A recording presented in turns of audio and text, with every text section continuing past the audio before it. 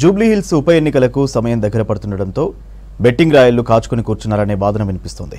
వివిధ సర్వేల ఆధారంగా ఏ పార్టీ గెలుస్తుంది, ఏ పార్టీ ఓడుతుందనే బెట్టింగ్లు తెరపైకి వచ్చాయి.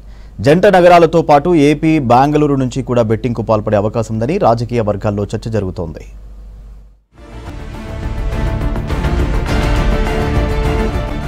తెలంగాణలో 2023 తర్వాత జరుగుతున్న ఎన్నికలు కావడంతో బెట్టింగ్కు పాల్పడే అవకాశం ఉందంటున్నారు.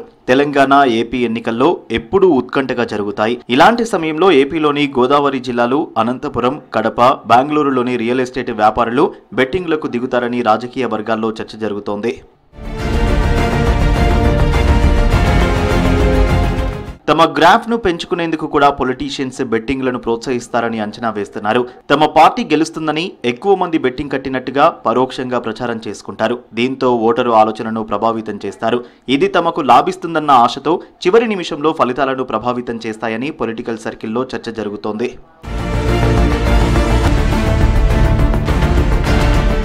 సీఎం రేవంత్ వర్సెస్ బీఆర్ఎస్ అన్నట్టుగా జూబ్లీహిల్స్ ఉప ఎన్నిక మారిపోయింది. ఈ సందర్భంలో బెట్టింగ్లకు అవకాశం ఏర్పడిందన్న చర్చ సాగుతుంది. ఏ పార్టీకి ఎంత మెజారిటీ వస్తుంది, ఏ పార్టీ సెకండ్ పొజిషన్లో ఉంటుంది, ఏ పార్టీ డిపాజిట్ కోల్పోతుందనే అంచనాలపై బెట్టింగ్ చేస్తారని చర్చ తెరపైకి వచ్చింది.